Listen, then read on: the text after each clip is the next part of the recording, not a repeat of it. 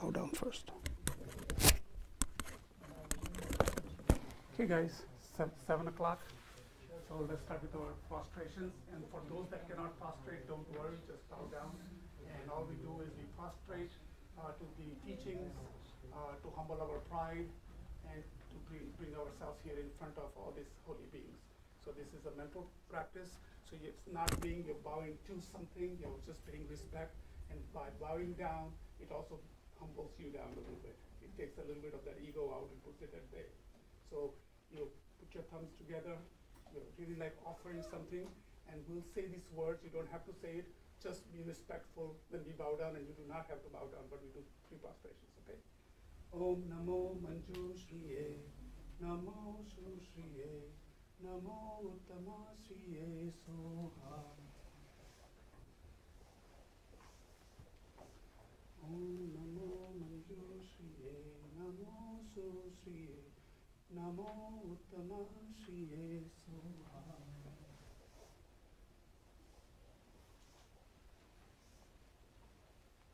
Om Namo Manju Shriye, Namo Shru Shriye, Namo Uttama Shriye Soha.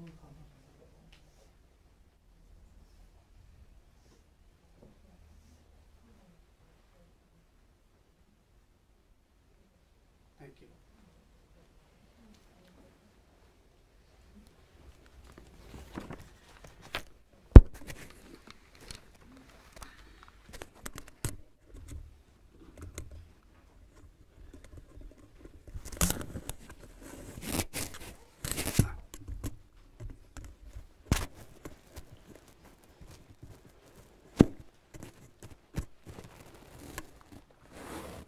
Okay, can you hear me? Yeah. All right. So, welcome to Module 8, Establishing Daily Practice. This is session number 4. There are 6 classes, right? And again, for those, how many people are first time here? Okay, good. So, we'll do a review. Okay, after we do the initial meditation, we'll do a review, and that kind of will give you what we are doing. So it kind of gives you, establishes you a little bit in position. So otherwise you're sitting here for an hour and it's like, what are you talking about? Okay. All right. Again, I want to start, before we even do our basic meditation, I just want to just remind us that, you know, when we start reading Lamrim, it starts with Guru devotion, right? It tells you Guru devotion. So whenever you're reading books or something, think about that teacher who wrote that. Think about the circumstances. You read a little bit of acknowledgement and preface and all that. And it gives you an idea of what they went through to put this book together. Kind of gives them a little respect. Thank you. You know, I also borrow so much stuff from different books. So in my mind, I'm just justifying. I'm being thankful to them for me to be able to even present some of these teachings. So I want to thank them from my heart. And that includes never to forget your teachers who teach you all the time. Our Geshe-la, Geshe Sangpo, and you look at the nuns, and then Rabi and Dan and the DB teachers. So much knowledge they're coming through lineage and teachings and so forth, and it just empowers us. So just be mindful of all the effort that goes on. So I thank them. And then there are people who help us all the time.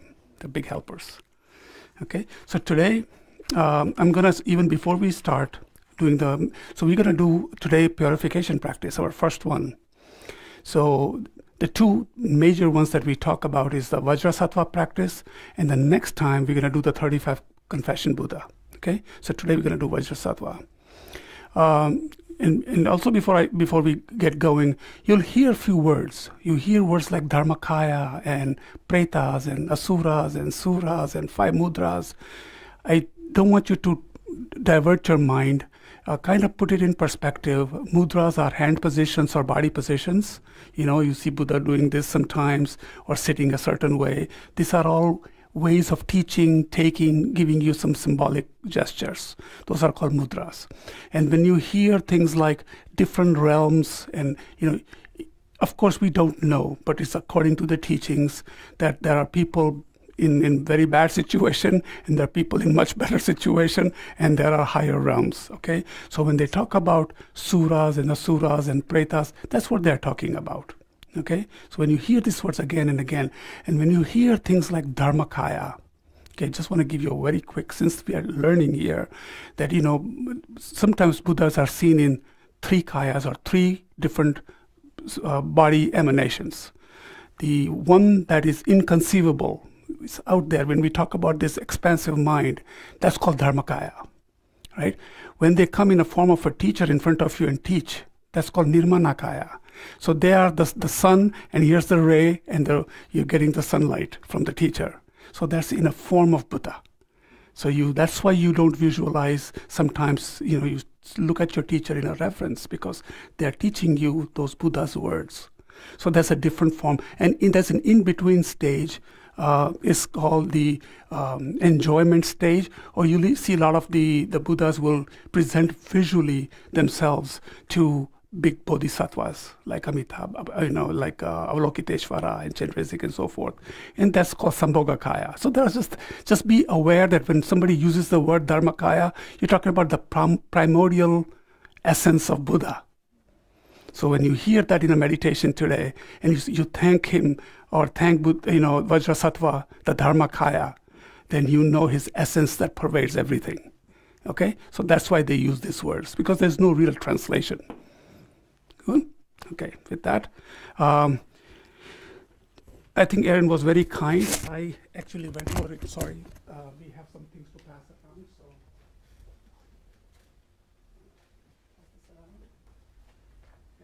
Since you're a new student, I'm going to ask you to go and participate.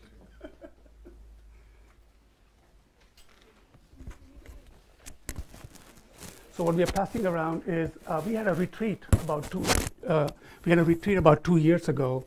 We did a Vajrasattva practice, and this is what they had given out. It's exactly the same as the syllabus, but I thought it would be good for you to have, and it's readable.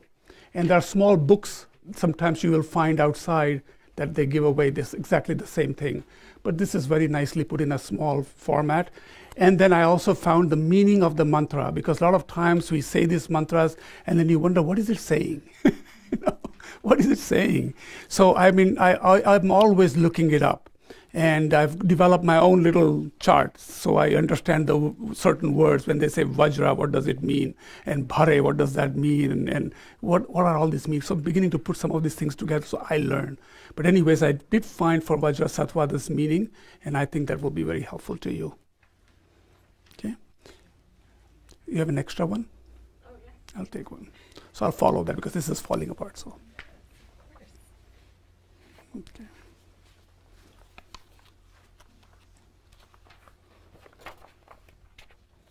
Yeah, this is the book. A lot of times they'll give it away, or when you're walking around, you'll see them when they have extra ones. I love this book. This is what got me going with Vajrasattva. I thought, what is this, And then I started reading it, and I said, oh my goodness. And then went to LOP, and Lama Zopa Rinpoche says, I'm going to initiate people if you are interested in Vajrasattva. And then there this book. So you never know.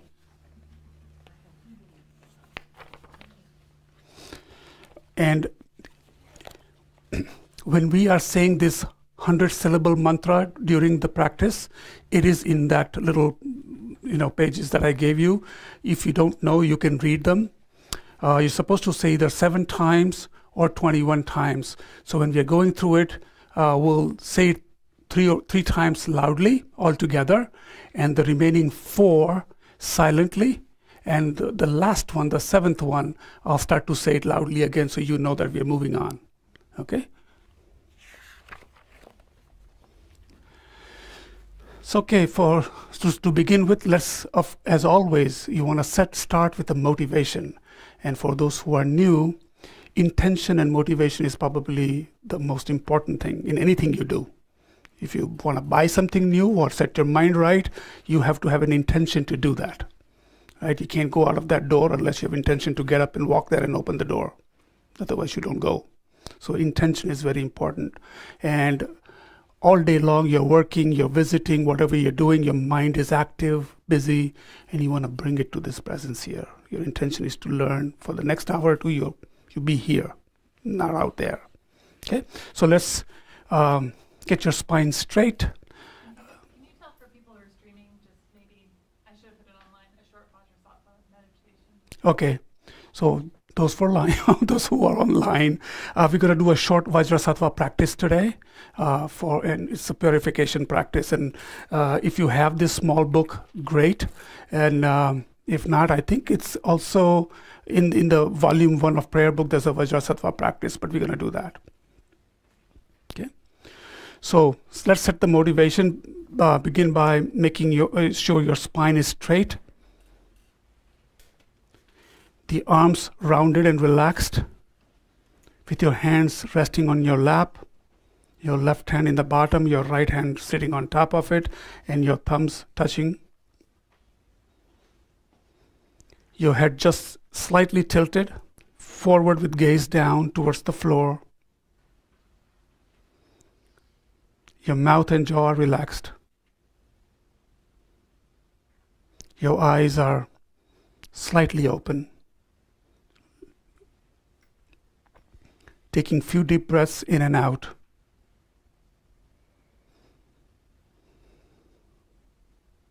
Allowing the body and mind to be completely present. And setting a motivation for this practice. Reflecting on our precious human life. The opportunity that we have found now that we've met the teachings, and the wish to take advantage of this chance as much as possible before we die. Thinking of those in our lives that we know directly or indirectly that we want to help in some way. Acknowledging that place within our heart that truly wishes to develop, to awaken our qualities of wisdom, compassion, and ability to help others.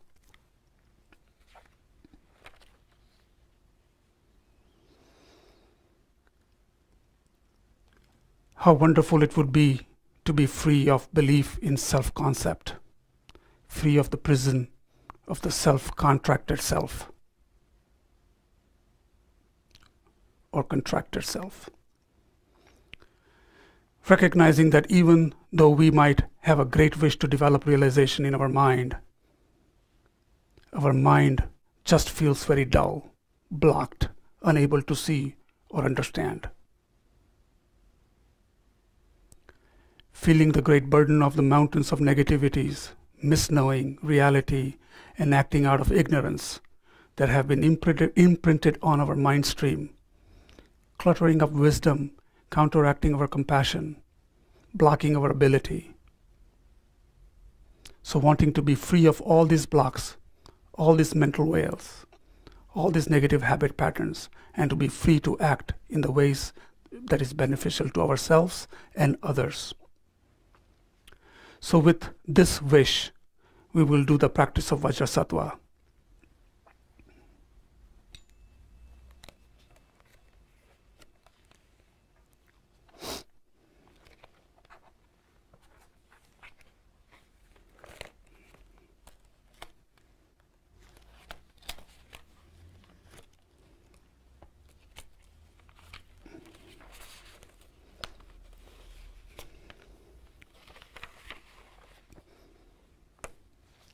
Okay, so we'll do a quick visualization. Okay, visualizing the space before us, Vajrasattva, father and mother, the union of wisdom and method, or compassion, representing the perfect union of our mind with enlightenment, perfect purity, radiating white light.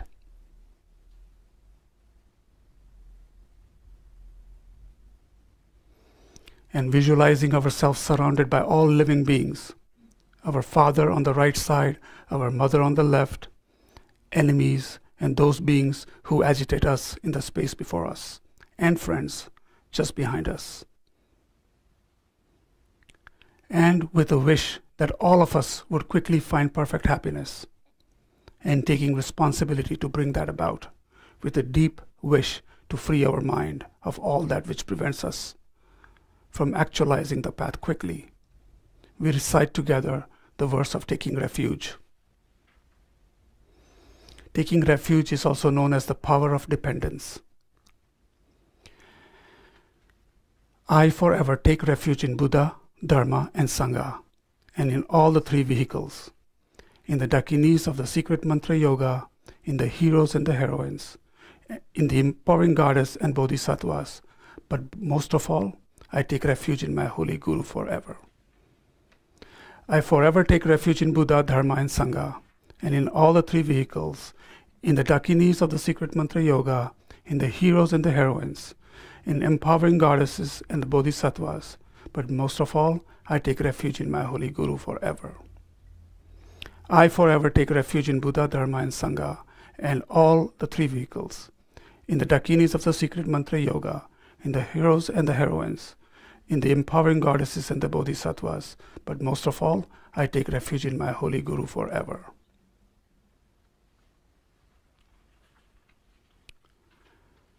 Then meditating on the power of regret, one of the four powers, opponent powers when you learn karma, one being regret. Especially calling to mind specifications of our body, speech, and mind, which only serve to bring about more suffering for ourselves and others.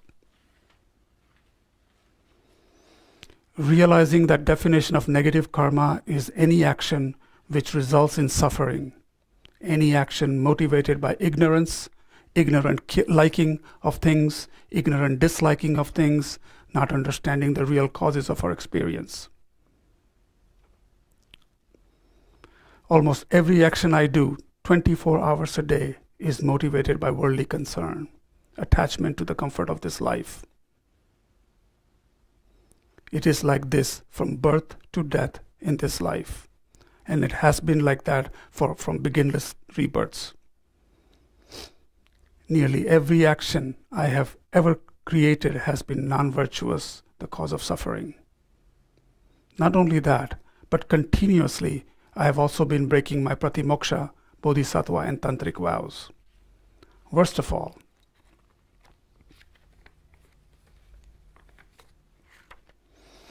I have created the heaviest of negative karmas in relation to my virtuous friends, getting angry at them, generating wrong views, having non-devotional thoughts towards them, harming their holy body, and disobeying their advice.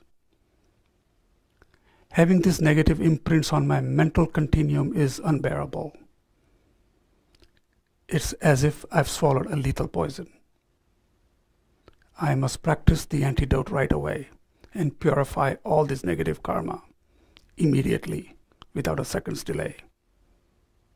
In this way, bring to mind specific actions that we know are not in alignment with our spirit of enlightenment and generate a great regret and a strong sense of urgency to wash this away from our mind stream, not wanting even the slightest residue of this imprint.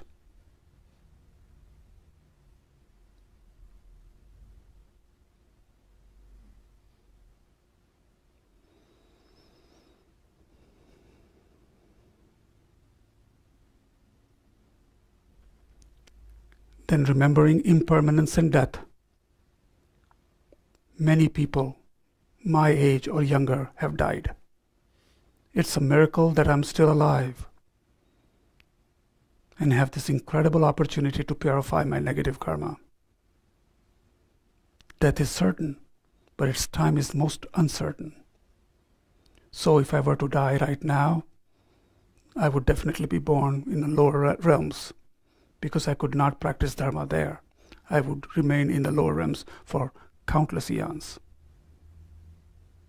Therefore, how unbelievably fortunate I am to be able to purify my negative karma right now, without even a second's delay, by practicing the Vajrasattva meditation recitation. So let's develop that bodhicitta, the mind to benefit all sentient beings. But I'm not practicing this Vajrasattva purification for myself alone. The purpose of my life is to release all hell beings, pretas, animals, humans, asuras, suras, and intermediate state beings from all their suffering and its causes, and lead them to unsurpassed enlightenment. In order to do this, I must first reach enlightenment myself.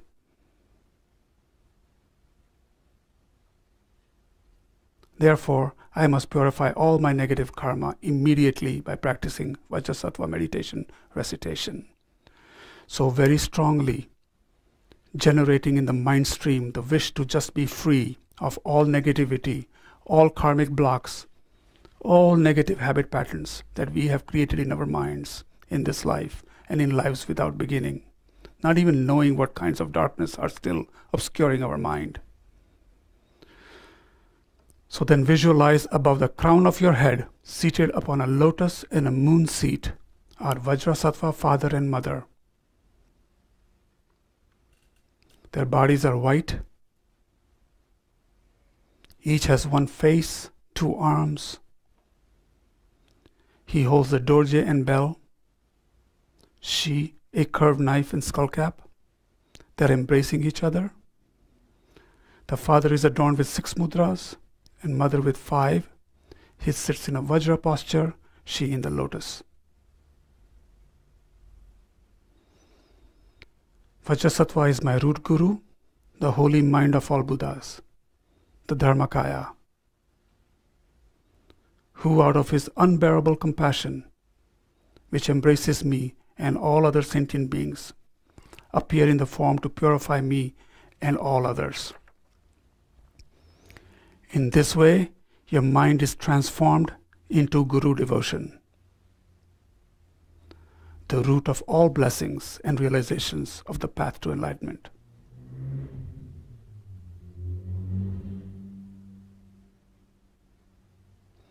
On a moon disk, at Vajrasattva's heart, sends a syllable home, encircled by a garland of 100-syllable mantra. A powerful stream of white nectar flows from the home and the mantra garland, and I am cleansed of all sickness, spirit harm, negative karma, and obscurations. So for those that have the pamphlet in front of them, we're going to do 7 times this mantra. It's a 100-syllable mantra. 3 times, let's do it loudly. And when we reach 7, I will say it loudly, but the rest of them we can do it quietly. Om Vajrasattva Samaya Manupalaya Vajrasattva Teno Patita Drido Me Bhava Sutokayo Me Bhava Suposakayo Me Bhava Anurakto Me Bhava Sarva Siddhim Me Prayacha Sarva Karma Sucha Me Chittam Shriyam Kurum Hum Ham Ha Ha Ha Ha Ho Bhagavan Sarva Tathagata Vajrima Me Muncha Vajra Bhava Mahasamaya Sattva Ahum Fe. Om Vajrasattva Samaya Manupalaya Vajrasattva Teno Patista Drido Me Bhava Sutosho Me Bhava Suposho Me Bhava Anurakto Me Bhava Sarva Siddhim Me Prayacha Sarva Karma Sucha Me Chittam Shriyam Kuru Hum Ha Ha Ha Ha Ho Bhagavan Sarva Tathagata Vajrima Me Muncha Vajre Bhava Mahasamaya Sattva Ahum Fe. Om Vajrasattva Samaya Manupalaya Vajrasattva Teno Patista Drido Me Bhava Sutosho Me Bhava Suposho Me Bhava Anurakto Me Bhava Sarva Siddhim Me Prayacha Sarva Karma Sucha Me Chittam Shriyam Kurum Hum Ha Ha Ha Ha Ho Bhagavan Sarva Tathagata Vajrema Me Muncha Vajra Bhava Mahasamaya Sattva Ahum Fe. Om Vajrasattva Samaya Manupalaya Vajrasattva Teno Patista Drido Me Bhava Sutokaya Me Bhava Supokayo Me Bhava Anurakto Me Bhava Sarva Bhagavan Sarva Tathagata Vajrema Me Muncha Vajra Bhava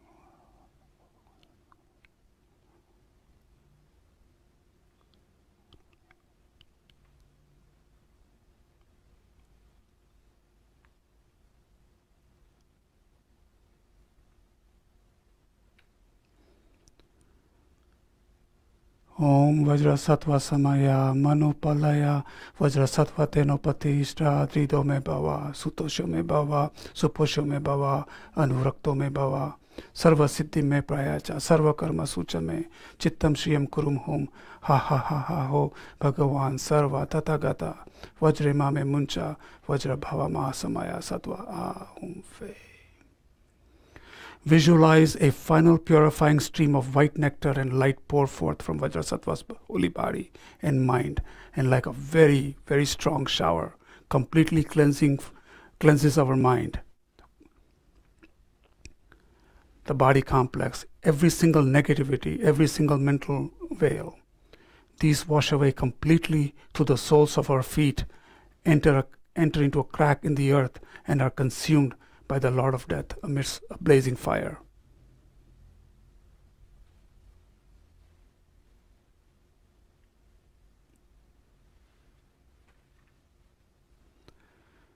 He becomes completely satiated. His mouth is sealed with the double dorji. He turns and walks away. The crack in the earth is healed, and our body and mind are completely calm and clear like crystal. From the crown of my head, Guru Vajrasattva says, "Child of the race, your negativities, obscurations, and broken and damaged pledges have been completely purified. Generate a strong faith that all is completely purified, just as Guru Vajrasattva has said."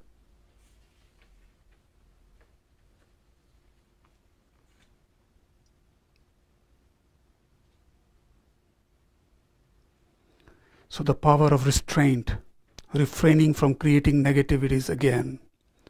Before Guru Vajrasattva, I vow never again to commit those negative actions from which I can easily abstain, and not to commit for a day, an hour, or at least for a few seconds those negative actions from which I find very difficult to abstain. Now the absorption. Guru Vajrasattva is extremely pleased with your pledge. Vajrasattva, father and mother, melt into light and dissolve into you. Your body, speech, and mind become inseparably one with Guru Vajrasattva's holy body, speech, and mind. In emptiness, there is no I, creator of negative karma. There is no action of creating negative karma. There is no negative karma created. Place your mind in that emptiness for a little while. In this way, look at phenomena as empty. They do not exist from their own side.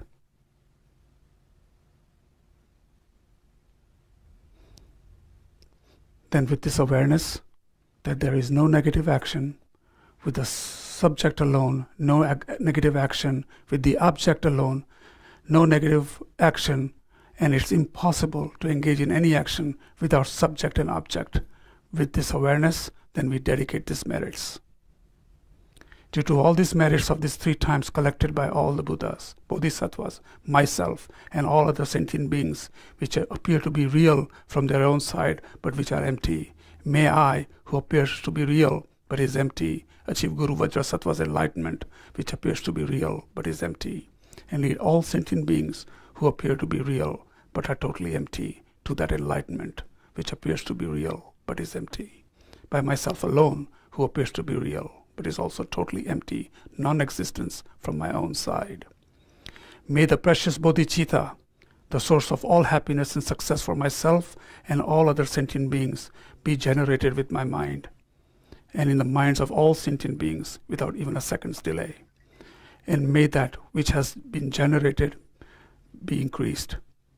May I and all other sentient beings have Lama Tsongkhapa as our direct guru in all our lifetimes. Never be separated for even a second from the pure path that is greatly praised by the conquerors, Buddhas, and actualize the complete path, the 3 principal paths and the 2 stages, the highest Yoga Tantra, the root of which is Guru devotion, within our mind as quickly as possible. And just as the brave Manjushri and Samantabhadra realize things as they are, I dedicate all these virtues in the best way I may follow after them. Whatever dedication the 3 victorious ones gone to bliss have admired as best, in the same way I also perfectly dedicate all this root of virtues so that I may perform good works.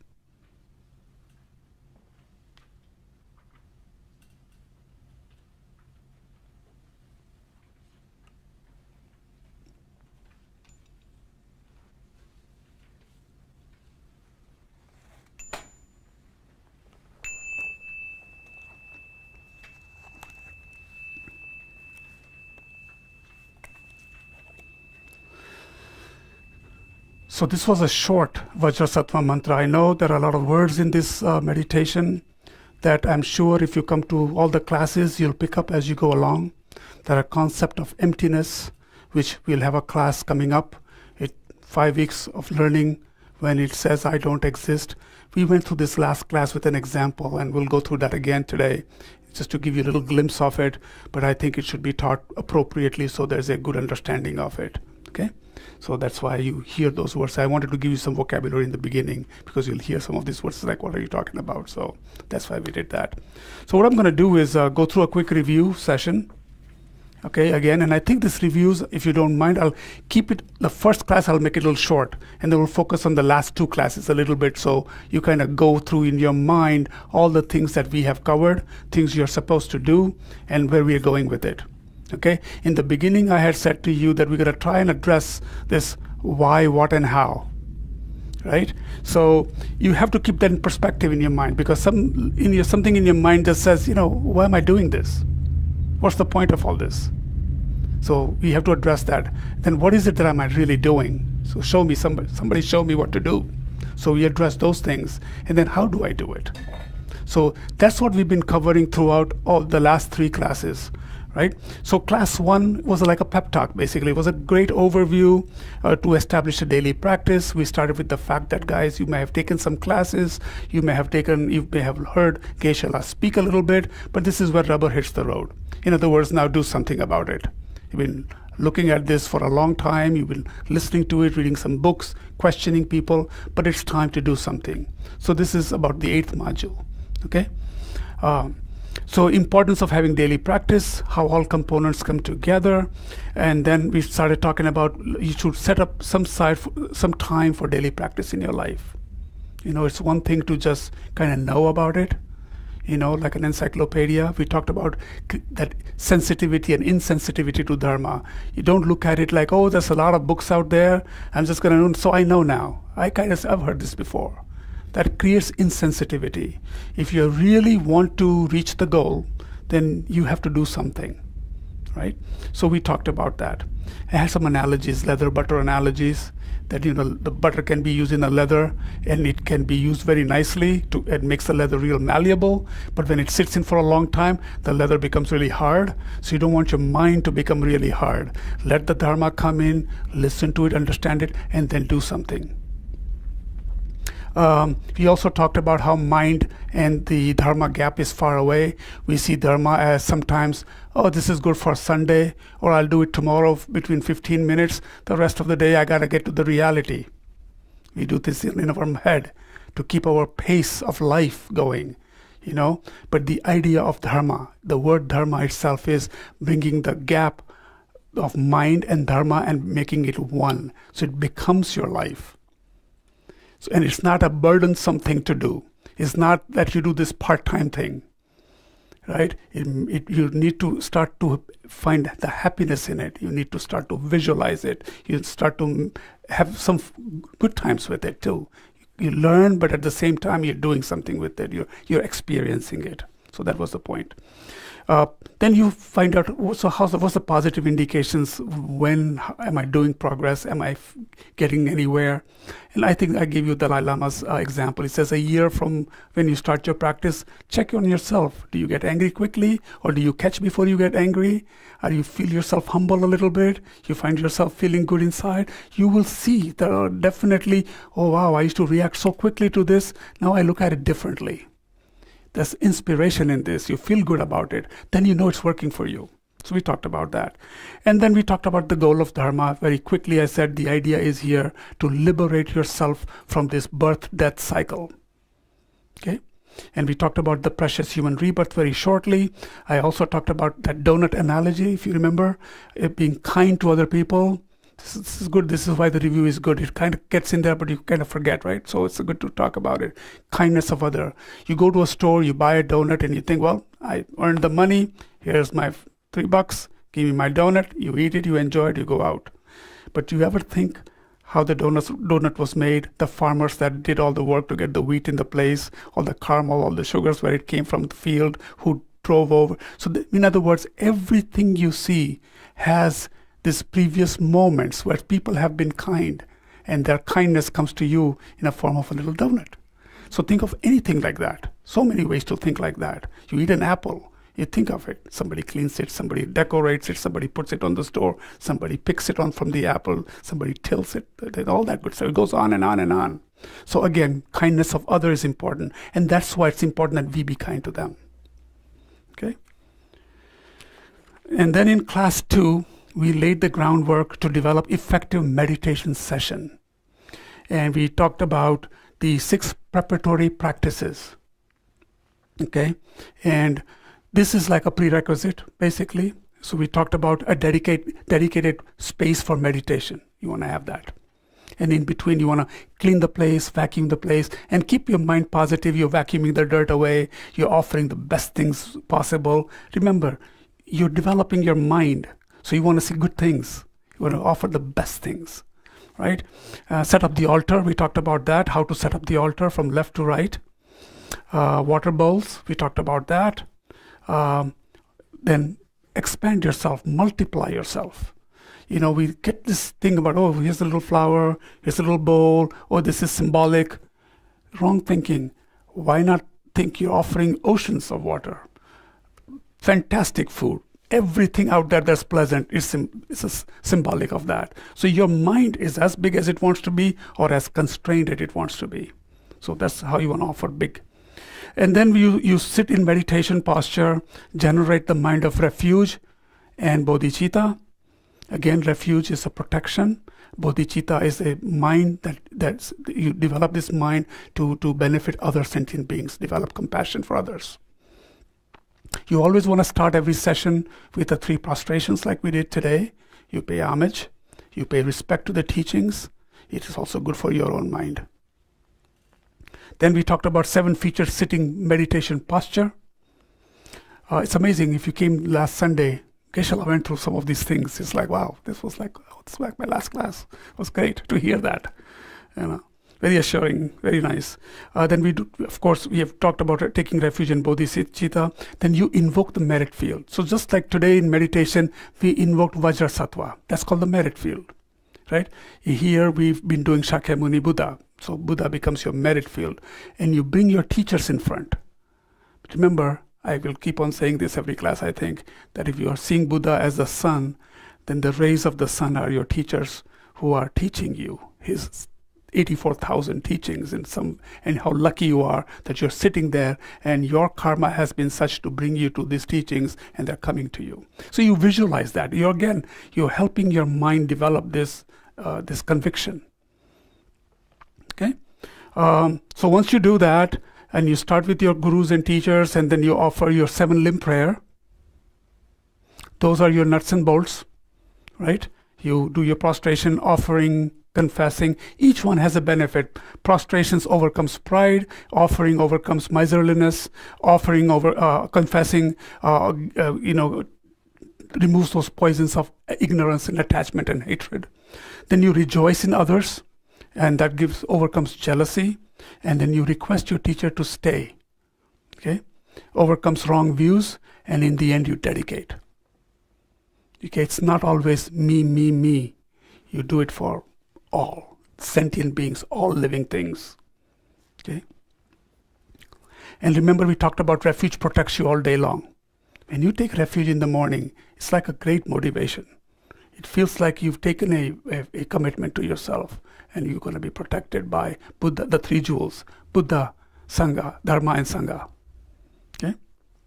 And then we talked about how we get used to thinking that when I'm sitting down, my meditation, that's my real beautiful time. And then all of a sudden, as soon as we go off the cushion and get into that car, then the patterned habits get into way again, right? Somebody crosses you, the red lights come up, school bus stops you, and all of a sudden what happens? You start that negative habitual mind starts to creep up again, that little partner in you, right? So you need to protect yourself, and that's why refuge is very important. You have to remind yourself during the day, stay away from this mind. So that's a good practice. We got into meditation manuals. We kind of talked about there are so many teachings out there, how to begin, what to do, and we talked a little bit about Lamrim, and we got into the liberation of palm of your hands, and key word there was quality over quantity. you'll go through some meditations that are hour long, 40, 50, 60 minutes long, and you start to get like, whoa, this is a little bit too much. Geshe-la says many times, when you're first starting out, just take it easy. Get onto a few things and contemplate it. Keep it light in your head. When you start to feel good, time to stop. And as you grow and as your concentration grows, then you can start to expand yourself. You yourself will go deeper into it, because it will immediately take you to that spot next time, and then you go further. Okay? So there's no rush, there's no prescribed method to say, if you don't do an hour meditation a day, it's not going to help you. That's absolutely not true. Anything that helps your mind is good.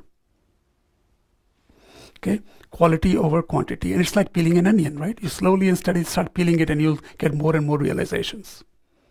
And everything is interwoven. You'll see, you'll do one meditation, it talks about something from this meditation. You go to this meditation, it kind of reflects something from that meditation, and then you start to see how everything is interconnected.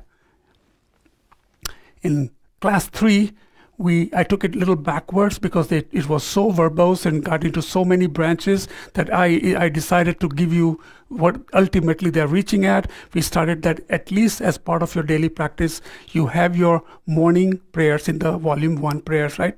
You bless your speech, bless your feet, and all that you go through. Then you do your preliminary, right? Again, remind yourself, refuge, bodhicitta, then you do your 7-limb prayer for immeasurable 7-limb. Then you offer mandala, and then make request.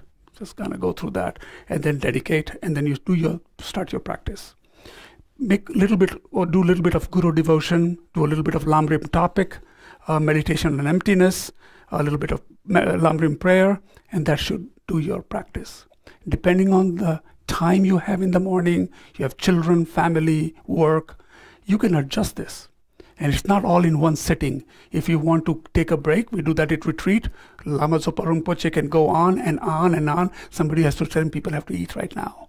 Then he says, okay, we'll see you in half an hour. And then people come back and it starts again. But you've already have that mind there. You'll go immediately back to it.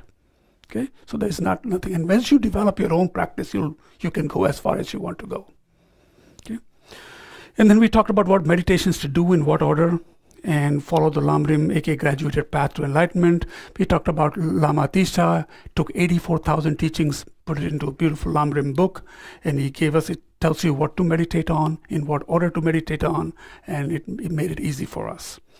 And then we also talked about developing your own sadhana practice, own practices, and make sure that you go through this preliminary practice during the day and then go to your practice. And question was, why are we doing it? So we do, what to do. Why are we doing it?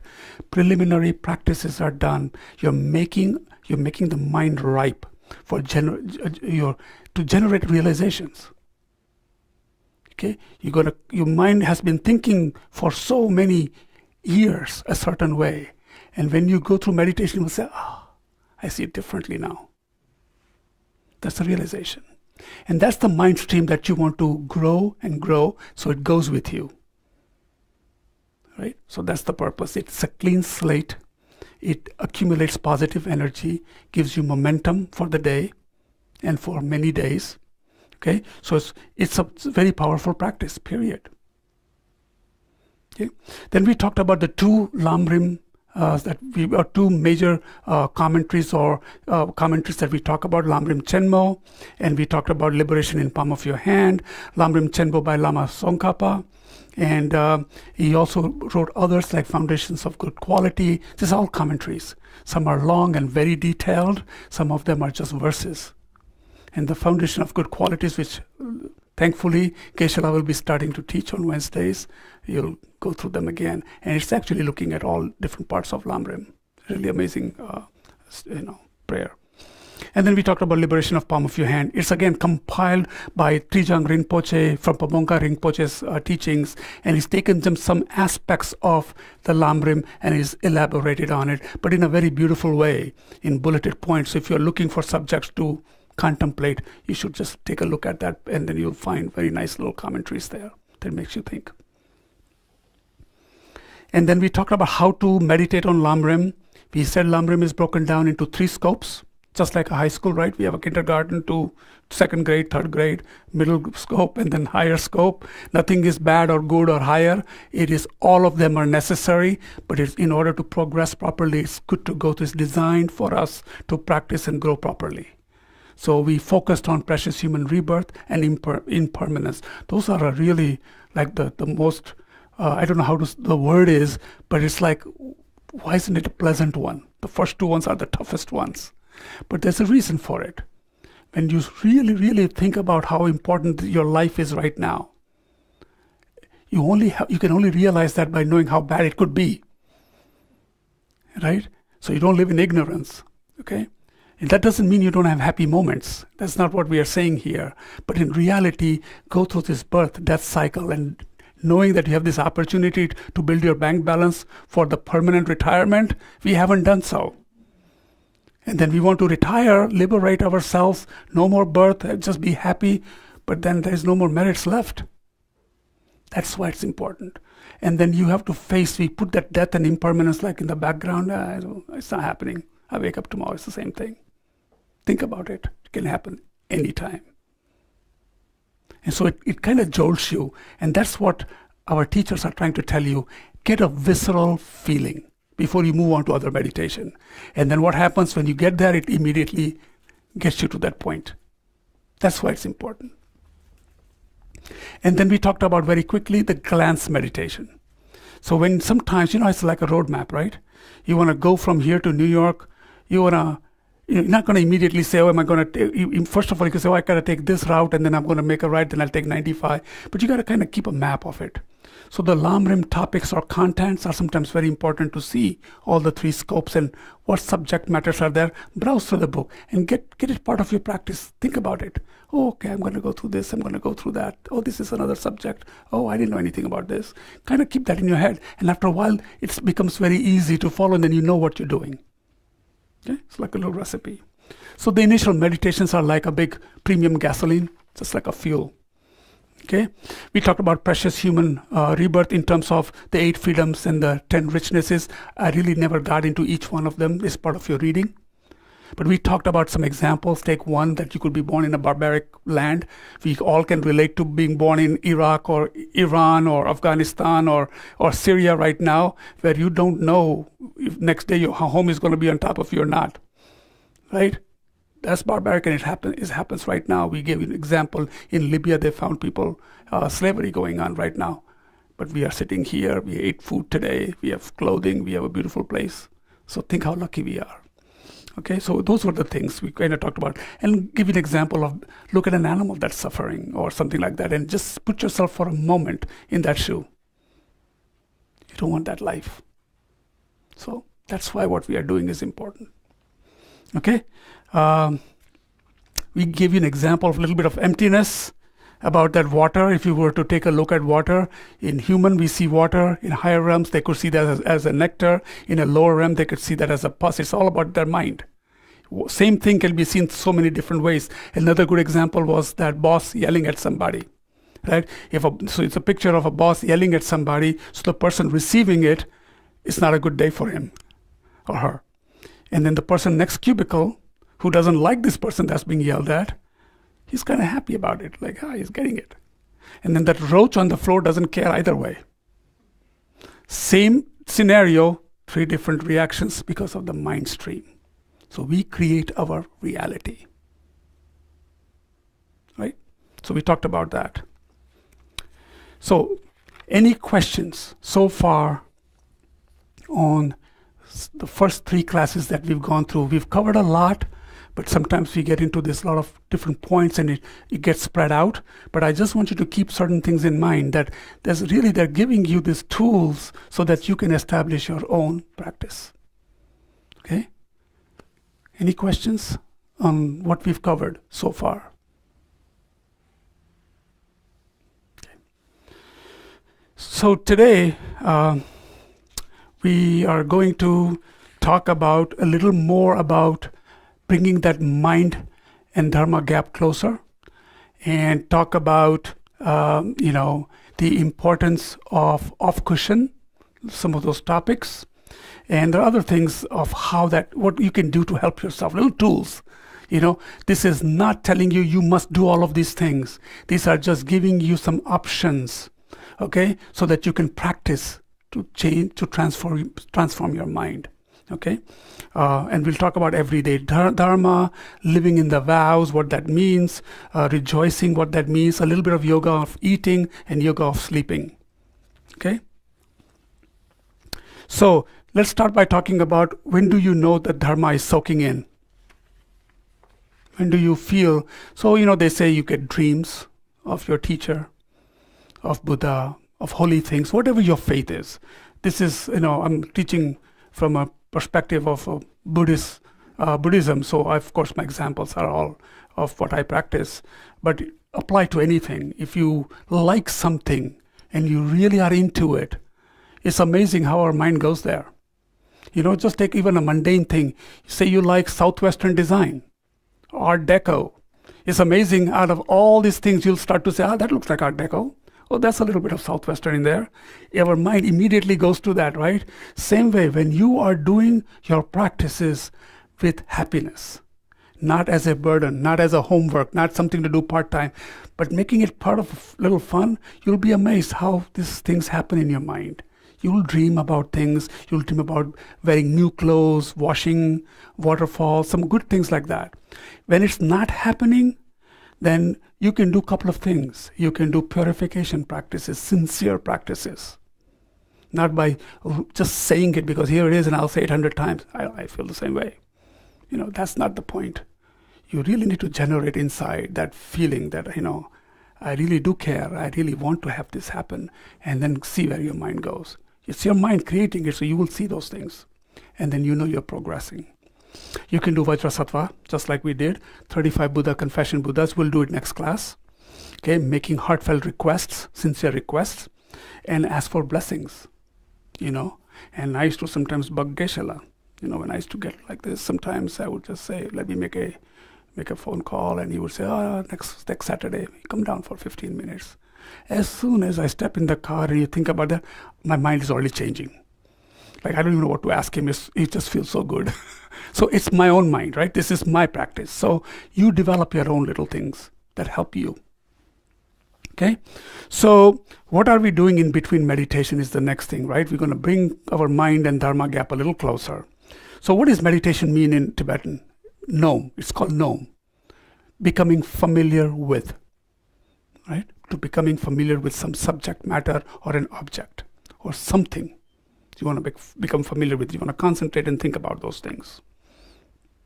So we become familiar when you sit in the cushion, but it really happens when you're off cushion too, a lot more. Because remember, cushion is like a dedicated time and you already made up your mind to do that. So that's a wonderful practice. Fantastic. But as soon as you walk away is when the life really begins in terms of how sincere you are. And then think about, what are you surrounded by? You go to a grocery store and it's amazing, not even in the magazine rack, but when you're about to check out, here's a little magazine that says, has illegitimate children, is just divorcing, has murdered somebody and got away. All these pictures coming at you. You know why? It's amazing. They know that subtle level of mind is still curious, like, I wonder what's going on with that one. And it's right at when you're about to pay and say, I'll take it up. It's only $1.50. Think about that. It's not saying that you'll never visualize it. I'm going to close my eyes. And it's not a holier than thou. You just have to train your mind. If you're exercising, you're going to walk faster, park your car further so you can take more steps. Similarly, when you go through it, you see it and think, that's not going to help me. This is gossip. Pay your thing, walk away. Face it, walk away. Just don't get curious.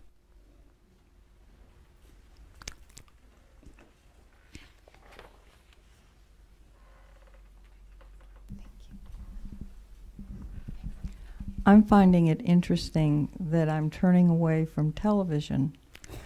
And I grew up watching football with my dad when there were only 8 NFL teams.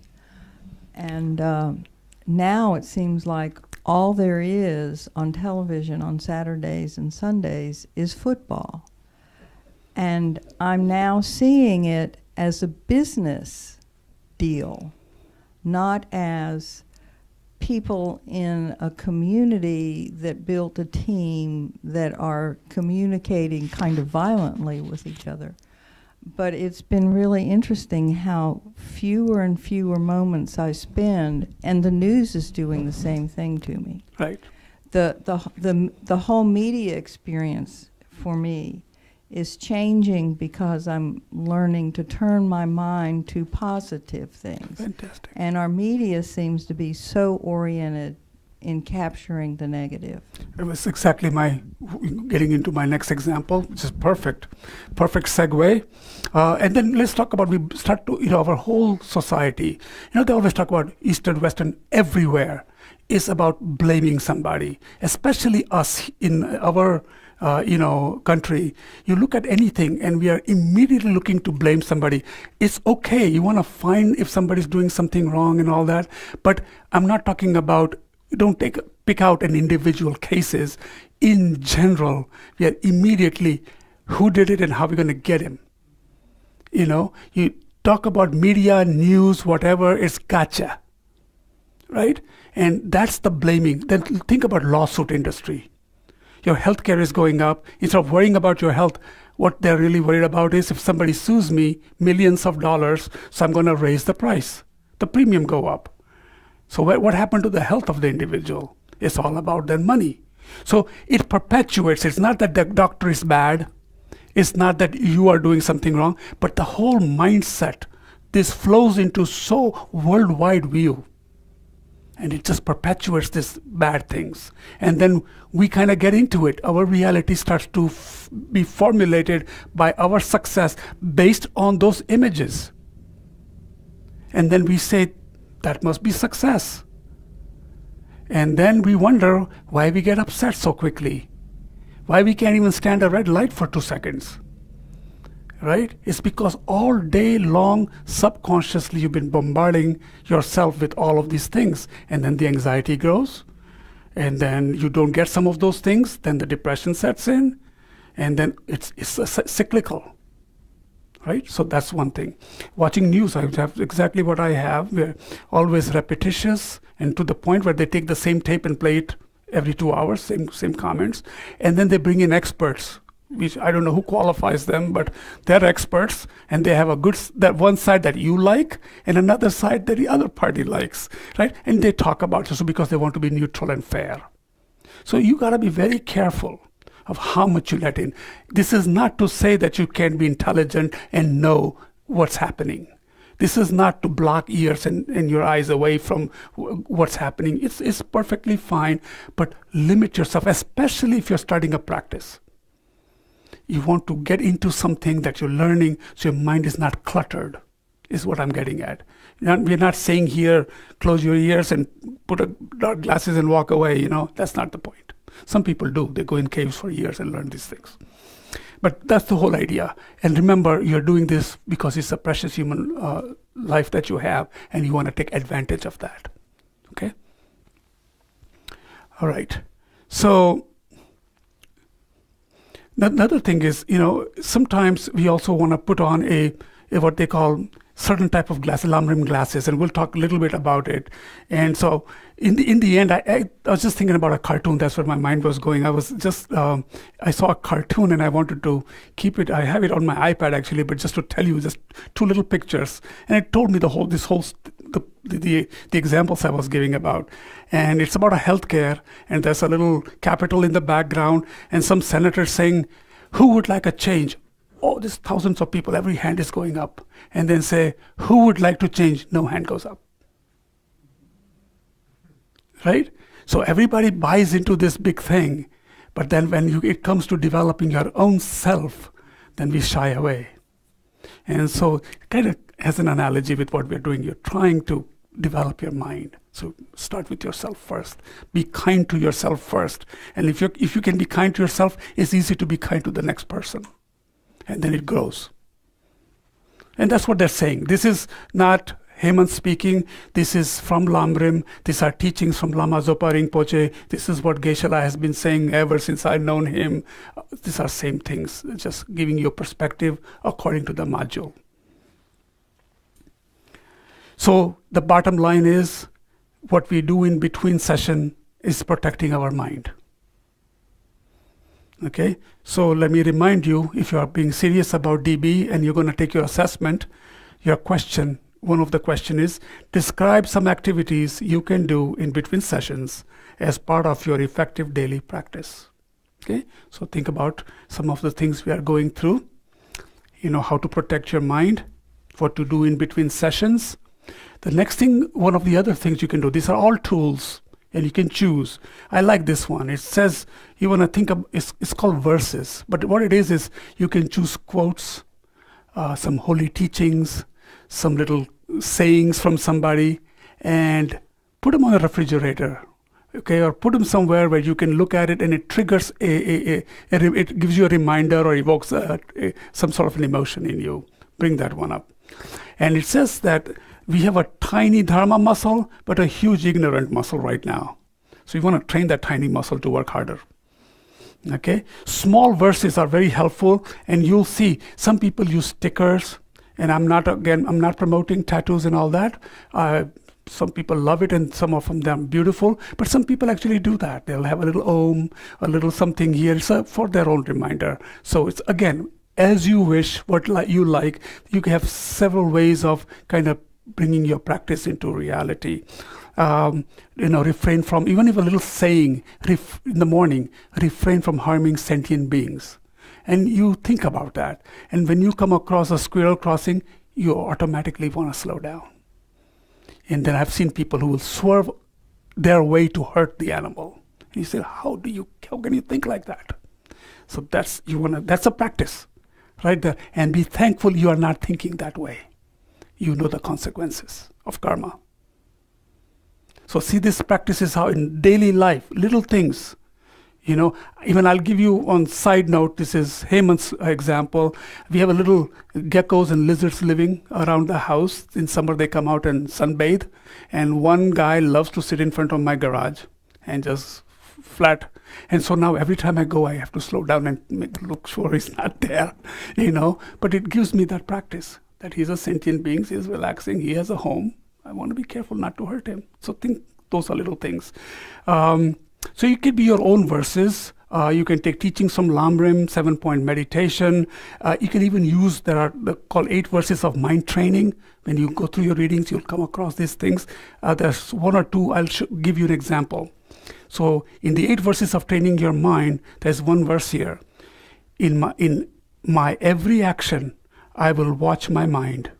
And the moment destructive emotions arise, I will confront them strongly and avert them, since they will hurt both me and the other.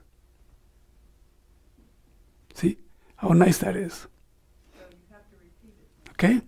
In every action, I will watch my mind. And the moment destructive emotions arise, I will confront them strongly and avert them, since they will hurt both me and others. I'll give you this. Afterwards, I can give you. You can Google these. Dalai Lama has some beautiful ones, that all 18 and nice descriptions on it. There are a couple of like that. Okay, so they're beautiful verses. But you can you can put that somewhere in a nice little color post-it notes on your refrigerator. And when you're developing your bodhicitta in the morning, or you're making your cup of coffee, it's right there. And the first thing, what did Lama Zopa Rinpoche say? Think of bodhicitta, right? And here's, I'm going to read this. It says, Rinpoche has suggested in his teachings, what appears is merely a manifestation of imprints in our mind. We talked about that a little bit. So those water and cockroach and things like that, right? Remember, you created this. This is a tough concept for people, but as you go along, you'll see that it's very helpful to even write that down. You created this. Your previous self worked very hard to be in this Dharma class today, or you're coming to Kadampa Center, or you're living in Raleigh. You've been working at it somewhere along the line that your mind stream has made connections, whatever ways to come here, changes have taken place, you wind up in this place or any other place. But you created that. It goes on. So you remember where you want to go. So you develop that train, that journey, and you prepare your plan now, right? So that's a good one. So you can say to yourself, I can't blame externally. I can only look to my own mind. That's a nice little saying, right? And then here's a good one. I call it the showstopper for me. Put the blame on one thing alone, which is self-cherishing mind. Okay? And Geshe-la even calls this, you know what Geshe-la calls that? Fundamental confusion. That's what he says all the time. When he talks about I or self, he says, where is it? He says, that's a fundamental confusion. It causes all the problems. And there's a whole lesson on that, whole class on that. And Lama Yeshe again reminds us that be kind to yourself, treat yourself kindly, and then you'll be kind to others. So, okay? So write some of these things down, and hopefully they make your life a little better. So this is one other way. Another one is what we call lamrim colored glasses. So you kind of go during your day, you put these glasses on in your mind. You know, not the Ray-Ban, put a little brand called lamrim on your little side, okay? And you see you're training on precious human rebirth. So you have these glasses on so you visualize them and you go through them. And since you're practicing precious human rebirth, you go to a grocery store and you see somebody in a wheelchair. You see somebody really hurting. Or you're traveling to Nepal or India and you see the skinny cows and dogs in the street. And middle of the street, 100 degrees out there, just curled up. And you tell yourself, how lucky I am. I'm not in that shoe. Right? So all of a sudden, when you're studying a subject matter or you're meditating, you start to put those glasses on and see it. Different places. How precious my life is. How lucky I am. What can I do? I have an opportunity to do something. Death and impermanence. You see things dying, being born.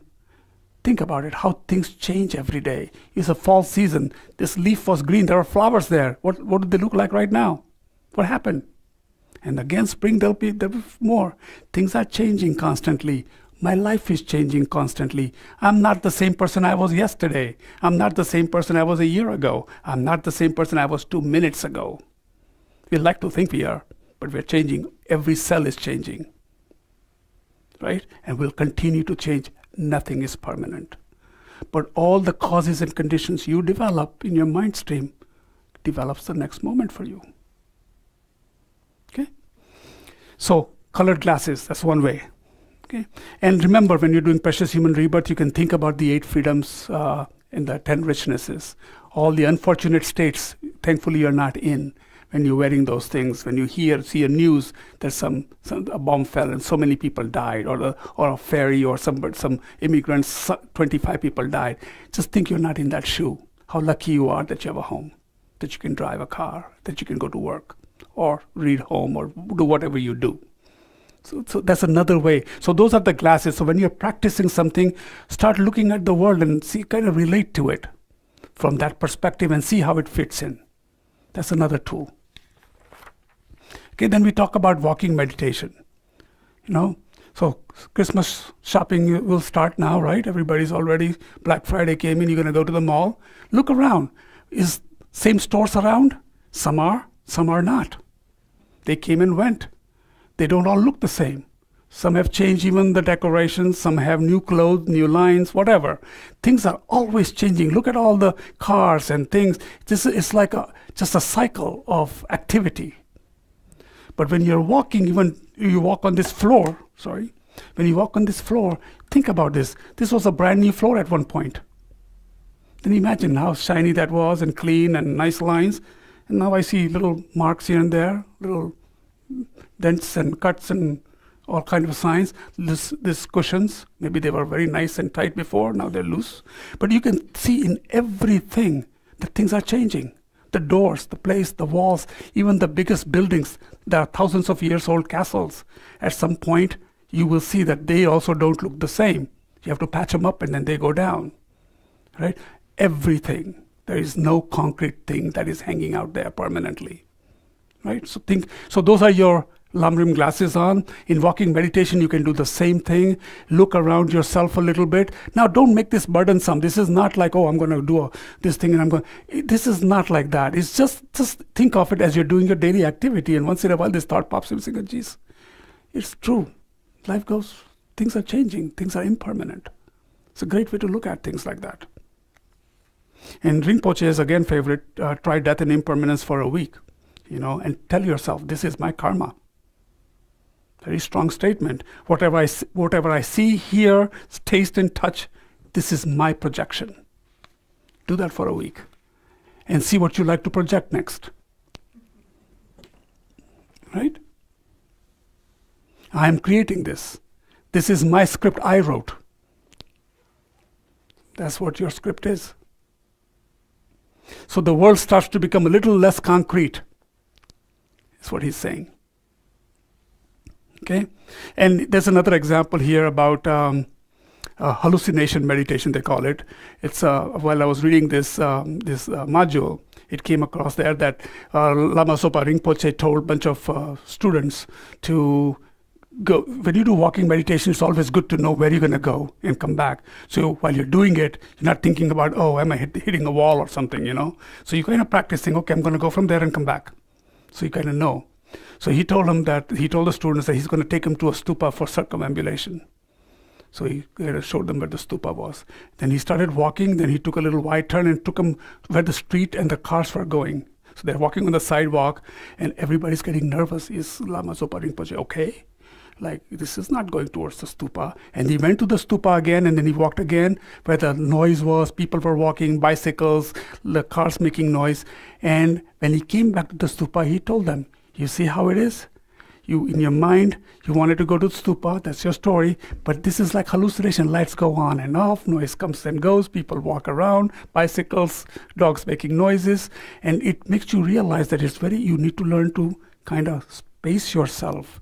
When you're walking, get your mind onto something, think about it in the right way, put perspective on it, because everything is like a little hallucination, if you think about it. So it's just a little point. It's not a major story, but it's making a point that things are just not the way sometimes you see they appear. Because everybody sees the same thing differently. Right? Okay. Let's see. So when you're doing a walking meditation, you start very slowly, deliberately, and then, like, for example, if we have time, if not next class, we'll do a 5 to 10 minute walking meditation. And we'll choose a place. You can choose a place, or we can go in circles, or you can choose a place, even 10 minutes. And you start looking and saying, everything is changing. Everything is changing. And start looking around. Think about it. These flags, this ceiling, this floor, this tankas, my age, the trees around me, the leaves. Start thinking. When you're driving, look around and you see, is it the same? Every day things don't remain the same. It's very obvious. You'll see that. So it's a good meditation. We'll probably do, depending on the time. It's already 1:15, so I want to make sure I get to the one good one for me that I practice, and I need one actually, is when I'm driving, I want to put a big thing, have patience in front of me. Because, and I'm beginning to do much better in many ways. Believe me, I'm now catching it. That here it comes, and I tell it, go away, and I'm feeling so much better I change my mind. I'll tell them, could be a person in a hurry, could be going to a hospital, worried about being fired, and then I'm thinking, oh, geez, okay, it's okay, and it's not going to change, but move me 2 more cars up front, then I'm in the same place again. So let it go, and it's changed me. Venerable Robina used to say, we get mad when the light turns red, like it purposely did it because you were there. It's doing its thing. It's just doing its thing, right? But it's your karma that you happen to be there. Either leave 5 minutes early or go 5 minutes later. The light is doing what light does. Or it's like, just when I'm late, all the lights are red, the school buses come. My gosh, what's wrong? What kind of day is this? You're blaming somebody else. So we got to think about that a little bit, make it fun a little bit, and this is your practice will grow. Saying, oh, geez, the subtle things we do. Another example that comes to my mind is if you have a partner that you like a lot and you're working with them and they're having a bad day, and you're having a bad day, and then they tell you, oh, I had such a bad day today. There's a subtle you that's kind of happy that you're not the only one. I'm not the only one. You too, huh? Even that little subtlety creates divisiveness. That's how subtle this gets. It happens all the time to all of us. There's a little bit in there saying, okay, I'm not the only one. Somebody else is having that trouble too, huh? And there's a little joys. Or we roll our eyes, don't we? If your boss, who you really like and he's been a good friend to you and is keeping you well, and all of a sudden he says, oh, I met this guy again, and let me tell you. And what do? You roll the eyes with them, like We kind of agree with them. But that's a subtle way of divisiveness. So these little things you do. So these are little tools that keep your mind. Think about where this mind goes and how many years we've been doing this, and we never took a second to think that this is not good for my mind. Okay, so this practice that we are doing through Lamrim and meditation are pointing this out to you. So I am going to talk about, and I've talked about most of this without even going through some of these sections, but I will go into, a couple of more things. Keep a diary with you. This is another practice I want to really quickly talk about, and I'll pass this around if somebody wants to pass this around. A lot of the monks do that. When Lama Zopa Rinpoche developed the master's program, they would actually tell the students to keep an evaluation card and saying how agitated. Anger meant even a slightest agitation. And all day long, they're supposed to put this plus sign and a minus sign for all the virtuous thoughts and the non-virtuous thoughts. And then if they did a non-virtuous thoughts, did they do the four opponent powers? Did they regret? Did they do the reliance, remedy? Did they resolve it? They would have to do this every single day. And it's amazing. Then in the old days when they didn't have these printers and beautiful little cards like this, you know what monks used to do? For all the bad things, they would put a black rock in a bag. And all the good thoughts they had, they would put a white rock. At the end of the day, they had to confess all the black rocks. So this is a training, right? This is just to give you how people train themselves. You can develop a diary. Some people have a diary or journal. Well, how was your day today, right? And you can write down a few things. Oh, today I was kind. I helped somebody. I pulled in chairs. I helped somebody, close the door. Whatever little things you do, that's helping you. It also reminds you that there are so many good qualities about you, because we kind of dwell into a lot of the bad stuff. Right? So you can think of it that way. But these are little tools. You can keep a book, you can keep a diary, you can do an evaluation form, And then Lama Zopa Rinpoche has an entire book dedicated to all little things you can do when you wash, when you take a bath, when you sit down, when you open the door, when you go to the bathroom. There's a really nice book, and I can show you after the class. It's amazing. These are little practices. When you put a belt on, when you brush the teeth, when you take a shower, think of all the dirt being washed away, all the obscurations being going away. You can open the door, you bring in the Buddha and his spirit into you, the white light into you. When you close, leave behind the bad thing. There's all kind of little practices he has, So those are some things you can do. When you offer food, make your offering great. Offer big, to all your teachers, all the Buddhas, all the sentient beings. Okay? So, living in vows. I was going to get into a little detail, but I think I'm not going to have a lot of time. But I'll give you a little bit. When I started coming to classes, people used to talk about the lay vows, and the bodhisattva vows, and the precepts, and then the tantric vows. And I'm like, what are these? How many vows are there? And what am I supposed to do? So I was determined that when we talk about this, that I will do research to give you a little perspective. So you put that in the right perspective. Are you supposed to live in a vow? Now, for a lot of the Western, in this case it is true, Western world, we see vows as restriction. Is limiting to what I like to live like. I'm a free person. Who's going to tell me what to do and what not to eat, right? That's our mind. Lama Yeshe says it's completely opposite. These vows will liberate you permanently, he says. So you're talking about freedom. This is freedom from this prison that we seem to feel free in. So these vows are important. So of course the 5 lay precepts, these are the words that they use, and they are the no killing, no lying, no sexual misconduct, no stealing, and they say no intoxicants. And what they're talking about is you don't have to take all of them. You don't, you can do it. You can do it for an hour. You can do it for half a day. But when you go to retreat, they'll tell you to do it for 24 hours. And there are rules. You eat in the morning or in the afternoon, but nothing afterwards. You don't put yourself in a big throw. It's training you. It's just training your mind to manage yourself. And it has a meaning. No sexual misconduct means no adultery. Don't take something that doesn't belong to you. No killing. I mean, this is it's like, but not too hard to understand these, right?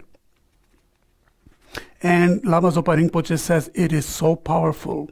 You can offer millions of flowers and millions of these things, but once if you can live in a vow, even for one day, like how a monk lives, you are really your progress is so much faster. Okay, because now it's getting in the system. Right, so he talks about that, and he can choose either 1, 2, or 3. You don't have to take them all. And do a test. He says, be a teacher for just try to live like a monk for just a day. Okay. So I'm going to actually read a beginner's guide is from FPMT guide, and I'm just going to give you the titles and give you a little bit about it, so we don't take too much time. But it talks about refuge is a vow. You're committing to yourself that you are going under the umbrella of the 3 gems, the Buddha, the Dharma, and the Sangha. You're going under the protection. You're going into the lap of your mother sentient beings, the Buddhas. So that's a protection. The 5 precepts we talk about, right? Abstain from killing, and then abstain from which is not given to you, telling lies, sexual misconduct. And it says abstain from alcohol, but basically comes to intoxicants.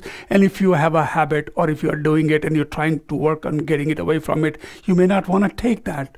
You can take the others, but they give you options to work it out. But apparently it would be nice to take all of them. And then when they get into, like, they go a little further, there are 8 the 8 vows they talk about, and that just takes the same thing. When you go to a retreat, then they take these precepts from 5 lay vows to 8 precepts, and so this 5 you add 3 more things, and that is not abstain from taking food at inappropriate times, abstain from entertainment such as dancing and singing and music while you when you're taking a vow, and putting this luxurious jewelry and stuff like that. And not to sleep on high thrones and high beds and all that. These are very basic. Make your life a little simpler when you are taking these vows. You're focusing more internally and not on outwardly things. That's all it is, right? And then there are 18 bodhisattva vows that a lama must give, and there's a whole list of things that you can take a vow on. And then when you hear the word, please do not let me break my pratimoksha vows, they really, in Sanskrit, prati means going towards. So going towards liberation, individual journey vows. And moksha means liberation. So individual journey liberation, those are the vows. And they have a whole bunch of vows, 100, 300 of these and 400 of that. I'm not going to go and read all of them, but you can look it up in FPMT, which vows are which, a beginner's guide. I can at least guide you that way. And that will clear you. So when you're saying, hey, Gesh, I want to take a refuge, then you have to have an understanding. What is it that you're asking for? Okay? Or when you say you're going to take a retreat, you want to take some precepts. The precept must be given by a teacher, qualified teacher. But once you have been initiated or taken refuge, you can take on your own also. Okay? But you can take them without anything, just to try it out as a test, as a practice. So any questions on vows? This is like a big strange word for a lot of people, like, oh, wow, If you do break your vows, purify. There are purification practices. Remember how serious these things are, right? If you really mean it, if you're taking protection, if you're committing, look at our commitments to each other. If you're really committing, you can play games with it, and it's not going to make you happy. But when you're committed, then you're doing things to progress yourself, and it just throws you back a little bit. It's very hard to give up. And that reminds me, I actually pulled this out, and I never shared it with you. So I'm going to share it with you. Remember I was talking about put the posters up, put a little, little stickies up. So Venerable Robina, several years ago came, and she talked with me. And she says, Hemant, never give up. See this in the back? You have no idea how many times this has helped me. We all have those lifetimes. Somebody dies, you go to a wedding, you go away for a month, and you forgot what you were doing every single day, right? And you go weak sometimes. And this has brought me back so many times. And you go back, and it's there for you again. It really never leaves you. But you forget about it. You go on a vacation, you take a break, and you think that you're moving away from everything. But never give up. Continue. And we'll start to really make it fun for you. Another thing, we had given some pins out to people about 2 years ago when we were celebrating Kadampa Center. And Geshe-la said this even yesterday. And I have a little card here, and he says, if you think good, you'll feel good. And if you feel good, you'll do good. And if you do good, that's just good. That's what he says. And then he laughs, ha ha ha, And so I have that. It is really as simple as that. And it really is cheerful. But I wanted to share that with you, that these little things make a big difference. You never know. It comes out of a book. Sometimes you're reading it, and there it is. And I kind of read it, and I kind of smile about it. Like, yeah, that's right. That's what he says. Okay. So we have a few minutes left, and I'm going to go to two small things that are remaining.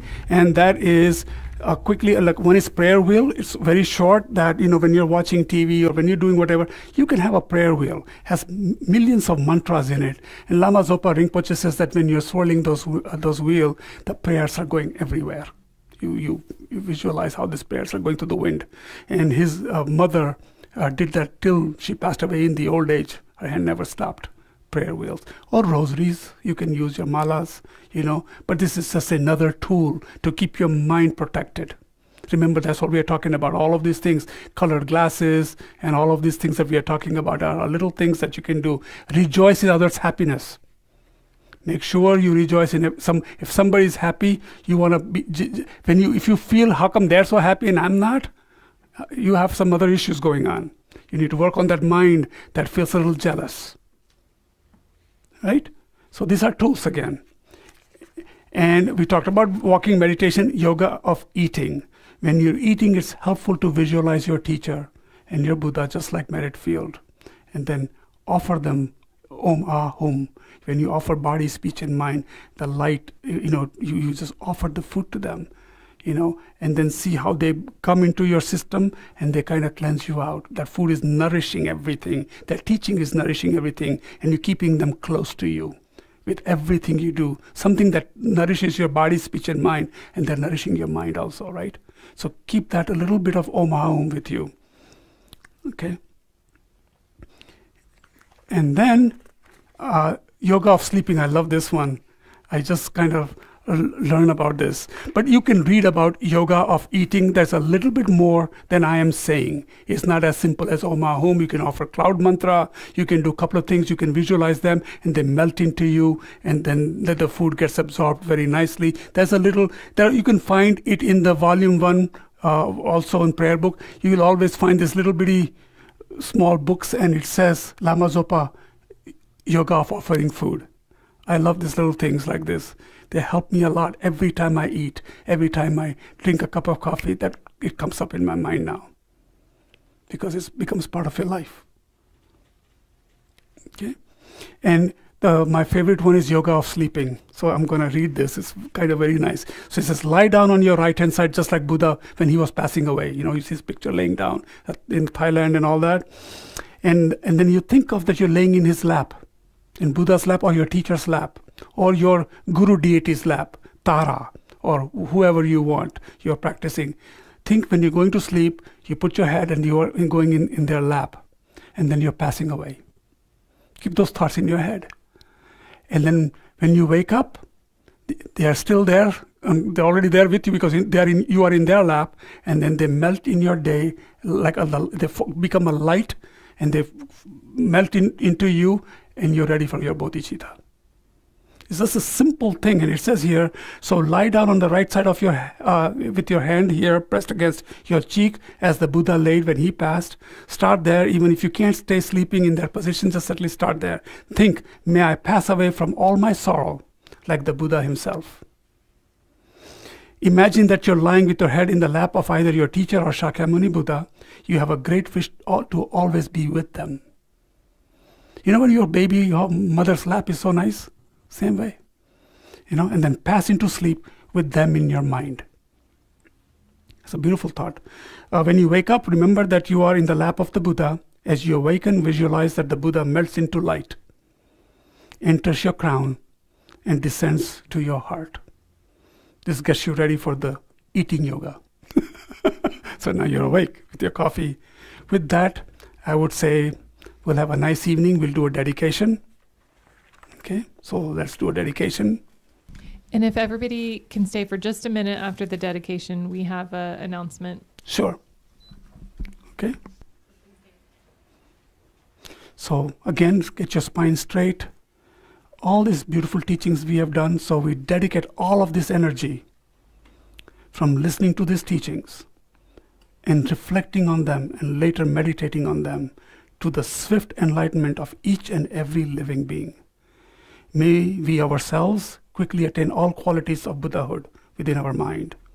May we understand perfectly exactly how to meditate on the stages of the path.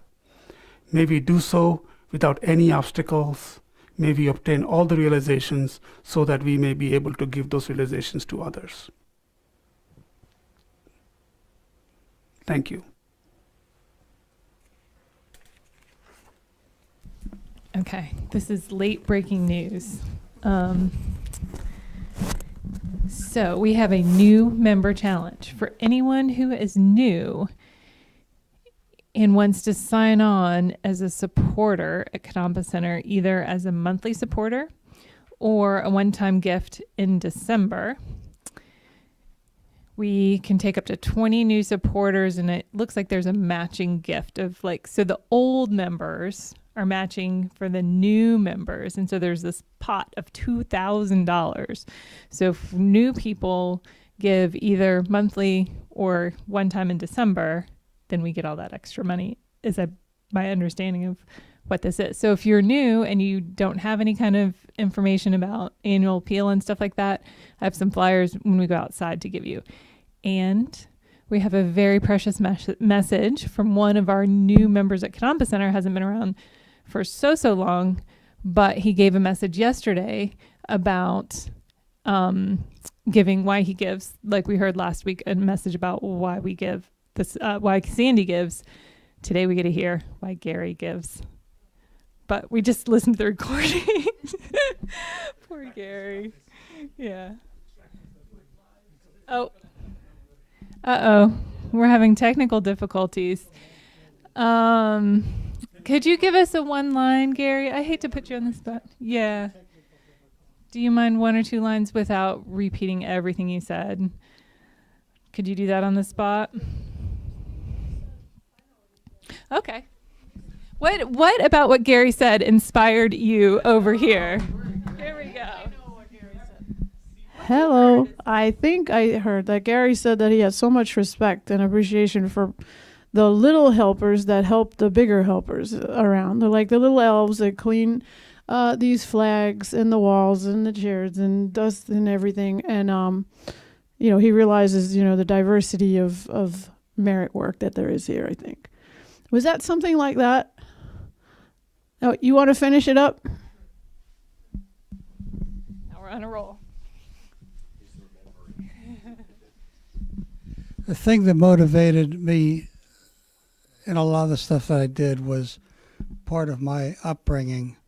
We were taught a lot of parables, and one was find a community that you want to be part of and find who supports that community, who's the servers, who make it happen, who are the people that make it happen, and then go serve those people. And you'll learn everything you need to learn. They'll teach you everything you need to know.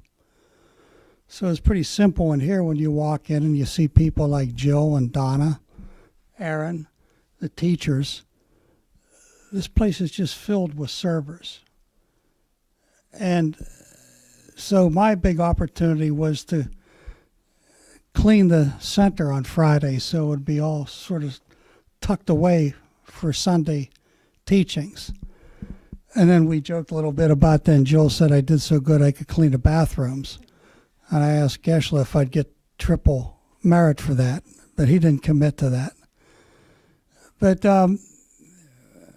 and it's those conversations of the community, the Sangha with a little s, that people are all part of, like tonight, talking after the session. The servers will teach you everything you need to know. Just serve them. And that's what motivated me to help out, and that's what motivated me to contribute. Now, as far as contributing goes, nobody ever wants to talk about money, but we walk in here, all these things we see, somebody had to pay for them. And when I see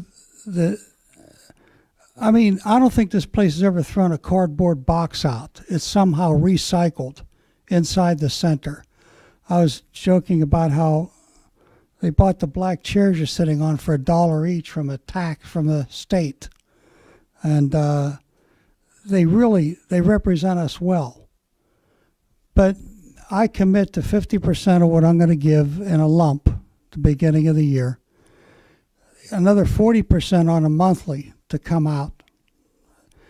And then I keep 10% back because through the course of the year they have tremendous events and visiting teachers and things like that you're moved and inspired to give more. And the reason why I do the 50% and the monthly is it gives folks an idea how much money they have to spend. You know, it's hard to book visiting teachers unless you know whether you can pay for the electricity or keep the lights on. So it gives them an idea how much money's coming in. So that's it in a nutshell. Thank you. Thank you, everybody, for staying. Thank you.